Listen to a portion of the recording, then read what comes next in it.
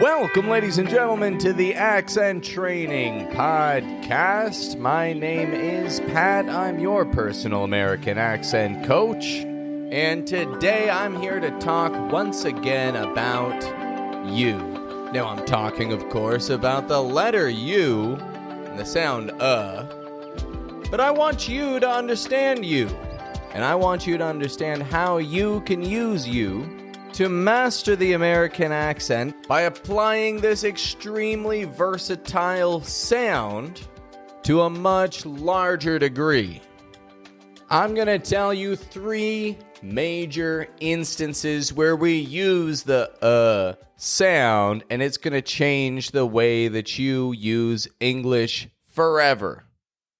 Now, we make this sound by just letting your jaw muscles relax and your teeth open slightly. Touch the backs of your lower front teeth with the tip of your tongue. Feel where your gums meet your tongue. Then, lower the sides and the back of your tongue to that same position.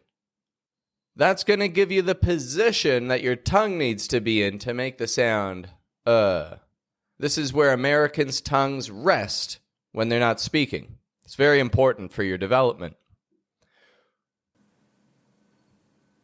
We then take a good deep breath in through the nose, filling the belly, and holding your tongue in that position. We just open your mouth lightly and say, We're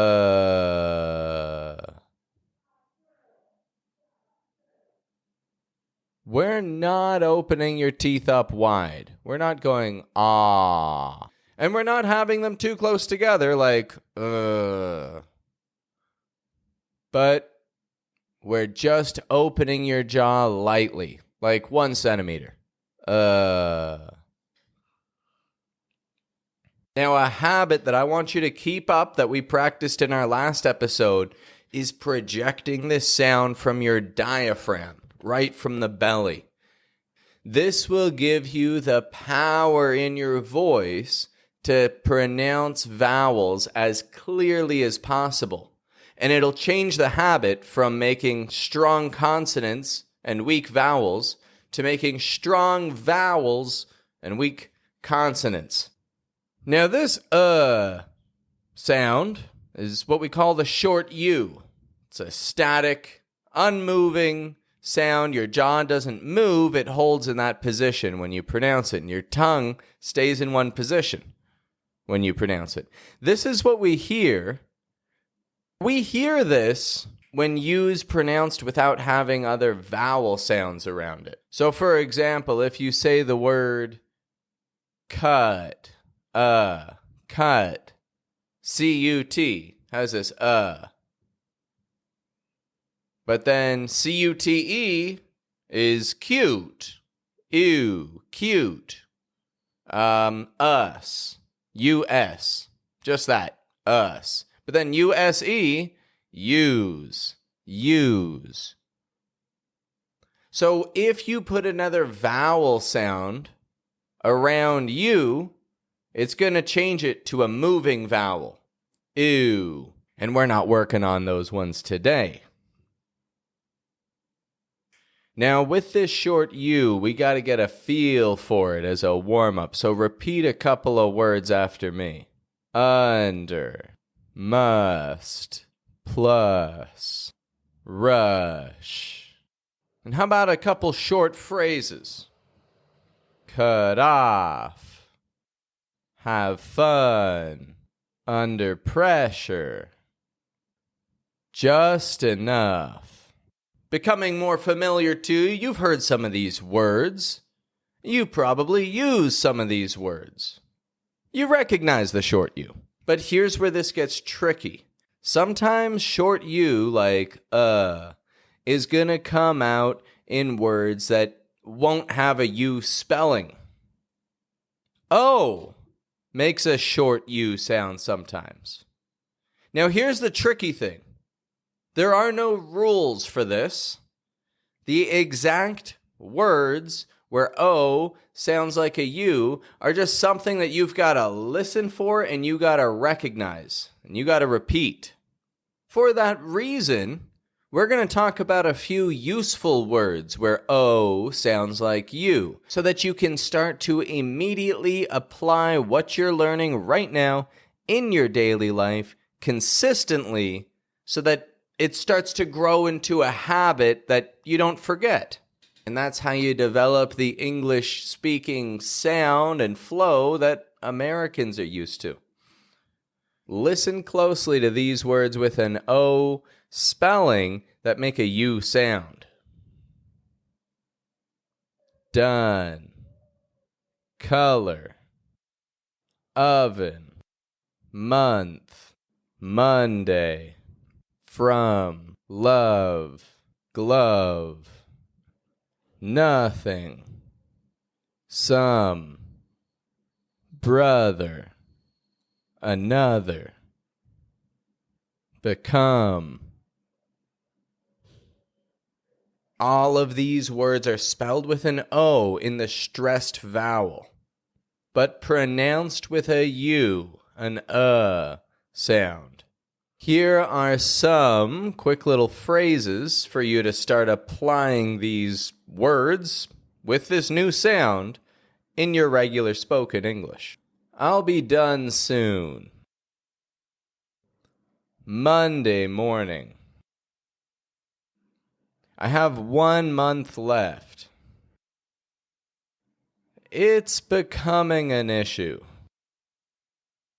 Double or nothing. I love that. Set the oven to 350. I've got some money. Where did you come from?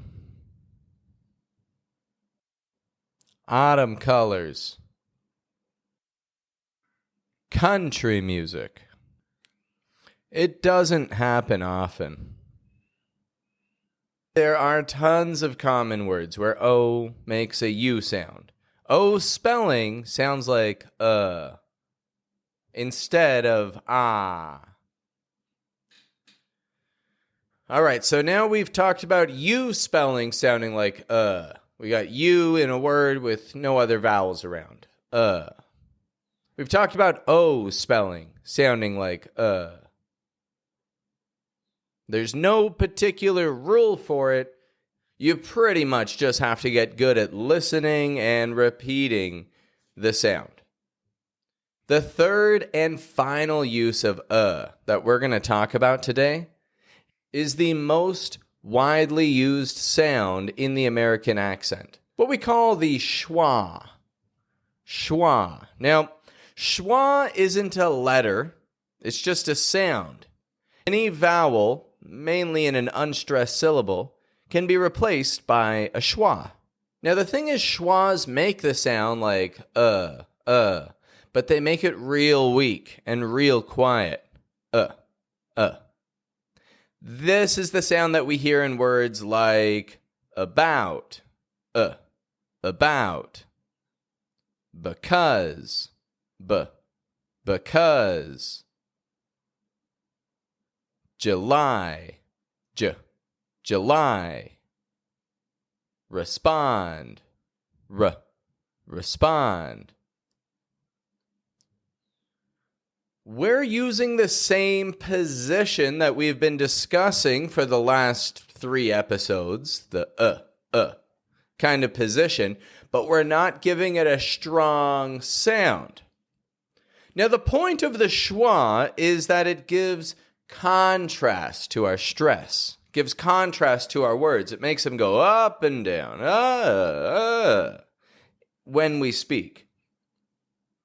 There's no one single rule that's going to make identifying that schwa easy for you. But there is one common denominator to set you in the right direction, to help you understand how to identify these and how to use them for yourself. So as I've said, schwas replace the vowels of unstressed syllables, the weaker sounds in words, so that we keep them quick and quiet. That's the thing, quick and quiet, unstressed syllables. gives our speech a rising and falling kind of tone. The words that you know for sure are going to have unstressed syllables are the grammar words, right? The function words. Words that aren't giving really details, but they're there for structure when you're speaking. Words like, so for example, articles, the, an. Like I'd say, it's the best. It's the best. I wouldn't say it's the best. It's the best. Take a nap. Take a nap. Take a nap. Not take a nap. Take a nap. An apple. An apple. Not an apple, but an apple. So articles are a great example of schwas using the resting tongue position to keep sounds quick and quiet. Another example of schwas are when we have these function words in the middle of sentences. Words like or, of, do, can. What do you think? What do you think? This is one of my favorites. One of my favorites. I can help. I can help. Those grammar words are using a quick and quiet schwa. They're just giving it a weak sound. So that's a great way to identify schwas. Articles definitely use the schwa. And function words in general, the grammar words, use that schwa. And I have one more use that I want to bring to your attention. Now, this one is a little bit less frequent, but it's pretty common. Words beginning with an unstressed A. So like a weak A. Not the strong syllable, but the weak syllable. An unstressed A will often get an schwa sound. Not always, but often. Here are some examples. Along. Again. Another. About. America. And notice in that last word, America. America. America is full of schwas. It's got 3 of them. Only the air in the middle is getting, a strong vowel sound. Everything else is weak. America. And let's hear those in some sentences. Let's move along. I'd love to go again. Try another time. I'm about to leave. The Bank of America. I'll allow you to come along. According to this agreement, we'll be available. According to this agreement, we'll be available. Now that covers the 3 major uses of the sound U spelling when there's no vowels around. O, where in some select common words a U sound is being made. And the schwa, which, like the symbol for it, is the upside down E in the phonetic alphabet, but there's no real spelling for the schwa. It just gets an kind of sound. Why is all of this important? Why have I dedicated 3 episodes? Why have I put so much into sharing this information with you about the sound. I do it for 3 reasons. Reason number 1, this is the resting tongue position of American English speakers. If you want to develop an American sound in your speech, then you need to develop American tongue positions. This is the position that Americans use the most. So you gotta make sure that you can do it confidently and consistently. Reason number 2, using as a base sound will help you distinguish vowel sounds from one another so that you don't mix up luck, lock, lack, muck, mock, mack, and all those minimal pairs that we covered in the previous episode. Plus, it's an easy way to help you project your voice in the way that Americans do when they're speaking. And then finally, it's extremely versatile. You can develop it quite easily because there are so many uses of it. And that's what we covered today. The 3 main uses where you're going to find this. And these are just the 3 main uses. There are even more examples, but, I don't have time to go over every single example today now, do I? But following today's advice is going to help you apply this in the most practical sense.